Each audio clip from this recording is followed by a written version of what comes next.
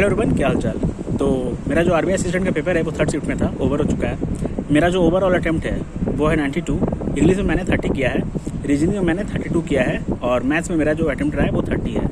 अगर मैं ओवरऑल बात करूँ, अगर मैं पेपर का कंपेयर करूँ प्रीवियस ईयर से 2020 से, तो इस बार का जो पेपर है ना वो थोड़ा सा मुझे मॉडरेट देखने को मिला, थोड़ा सा मतलब कि हायर साइड पे देखने को मिला अगर कंपेयर करेंगे प्रीवियस ईयर से।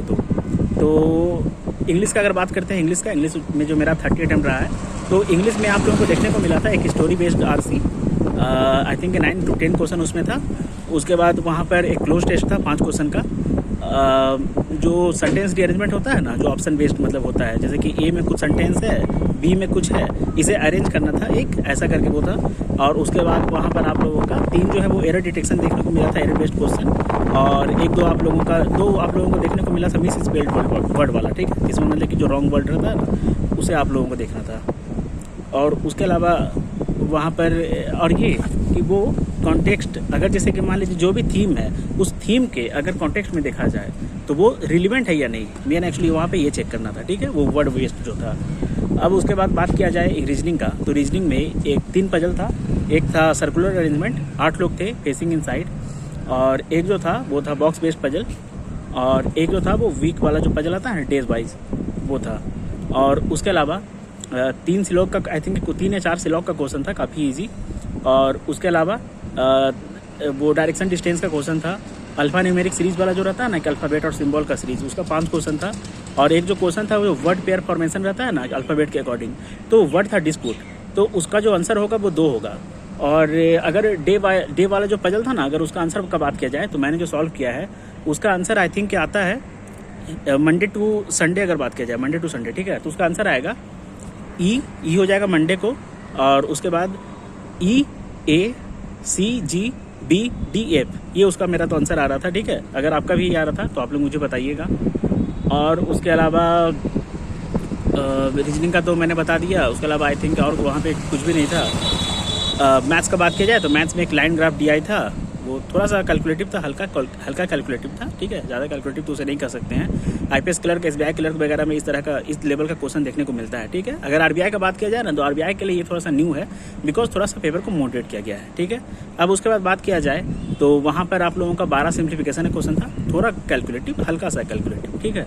और उसके बाद वहाँ पर 13, आई थिंक 12 या 13 जो था वो अर्थमेटिक का क्वेश्चन था, जिसमें से 8 से 10 क्वेश्चन ऐसा था जो कोई अगर एवरेज स्टूडेंट है जिसका मैथ्स अगर थोड़ा भी अच्छा है तो वो वहाँ पे उसे अटेम्प्ट ले लेता। अब उसके बाद वहाँ पर 5 रॉन्ग नंबर सीरीज था, तो यही मैथ्स का था, ठीक है। ओवरऑल अगर पेपर का बात किया जाए तो थोड़ा मॉडरेट था। अगर आप लोगों ने 85 प्लस या 90 प्लस अगर अच्छे से, 90 प्लस तो आई थिंक इस बार थोड़े से कम लोग कर पाए होंगे, थोड़े से कम लोग, क्योंकि होता क्या है ना कि जब आप लोगों को पेपर का पता होता है कि पेपर भैया हलवा आता है, ईजी आता है, तो आप लोगों का एक माइंडसेट रहता है जो ऑलरेडी प्री डिटरमाइंड रहता है। तो आप लोग पहले से सोच के जाते हैं कि हाँ भैया पेपर तो इजी आएगा, लेकिन अचानक से जब पेपर आप लोगों को हार्ड देखने को मिलता है, टफ देखने को मिलता है, मॉडरेट देखने को मिलता है, तो आप जो है ना थोड़ा सा पैनिक कर जाते हैं, आपका जो कॉन्फिडेंस है वो थोड़ा सा लो हो जाता है। इस वजह से आप लोगों का जो अटेम्प्ट है वो सारा सब कुछ अगर आप लोगों को पढ़ा हुआ होता है फिर भी आप लोगों का अटेम्प्ट जो है वो ऑटोमेटिक मतलब कि कम हो जाता है, ठीक है, खुद से वो कम हो जाता है।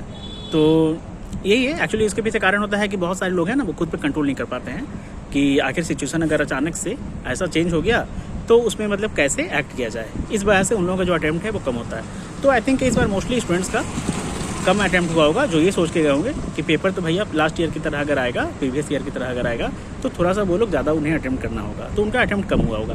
बट फिर भी अगर उन्होंने एक्यूरेटली किया है, एक्यूरेसी को ध्यान में रखते हुए अगर उन्होंने 85 प्लस अटेम्प्ट किया है तो आई थिंक इस बार उनका चांस बन सकता है, बिकॉज पेपर सही में मॉडरेट लेवल का था। मैंने लास्ट ईयर भी पेपर दिया था, जो प्रीवियस ईयर 2020 में पेपर हुआ था, मैंने उसका आप लोगों के साथ अपना स्कोर भी शेयर किया है। 97.75 मार्क्स मैंने स्कोर किया था वहाँ पर, 100 क्वेश्चन मैंने अटेम्प्ट किया था।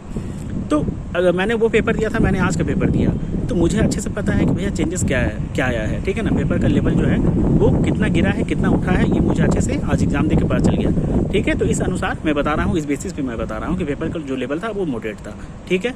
तो उसके अलावा अगर मुझे पेपर मिलता है, जैसे कि मैं आप लोगों को मेमोरी बेस्ड पेपर जो है ना, खासकर रीजनिंग का, मैं आप लोगों को रीजनिंग का कुछ सेशंस प्रोवाइड मैंने पहले भी किया है, तो आप लोग उसे देख सकते हैं।